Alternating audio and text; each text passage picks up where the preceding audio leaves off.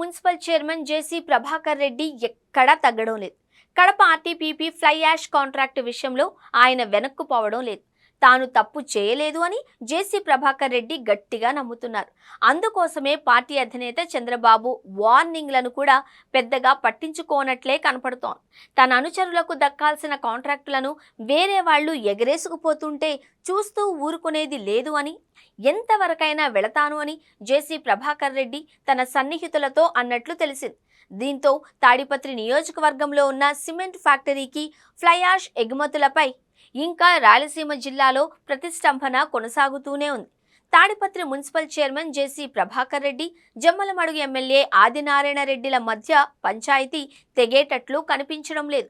కడప జిల్లాలో ఆర్టీపీపీ ఉండగా cement factory మాత్రం జేసీ ఇలాకాలో ఉంది. గత ప్రభుత్వ హయాంలో కూడా తాడిపత్రి, జమ్మలమడుగు ఎమ్మెల్యే అనుచరులు ఫ్లై యాష్ కాంట్రాక్టులను పంచుకున్నారు. కానీ కూటమి ప్రభుత్వంలో మాత్రం ఇద్దరు బలమైన వారు కావడంతో ఎవరూ వెనక్కు తగ్గడం లేదు.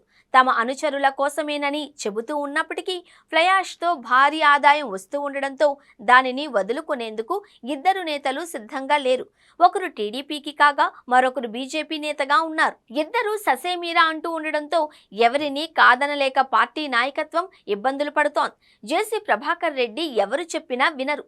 గత 5 ఏళ్లలో తనపై అనేక కేసులు నమోదయ్యాయి అని, అరెస్ట్ అయ్యాను అని, కూటమి అధికారంలోకి వచ్చిన తర్వాత కూడా తనపై ఈ ఆంక్షలు ఏంటి అని జేసీ ప్రభాకర్ రెడ్డి ప్రశ్నిస్తున్నట్లు తెలిసింది.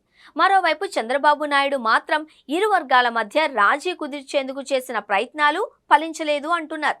ఎవరికి వారే కాంట్రాక్టు తమకే కావాలి అని పట్టుబడుతూ ఉండడంతో చంద్రబాబు కీలక నిర్ణయం తీసుకునే అవకాశం ఉంది.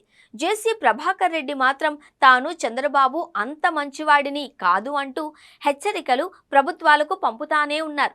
మొత్తం మీద జేసీ ప్రభాకర్ రెడ్డి వ్యవహారం చంద్రబాబుకు తలనొప్పిగా మారే అవకాశం ఉంది అని చెబుతున్నారు.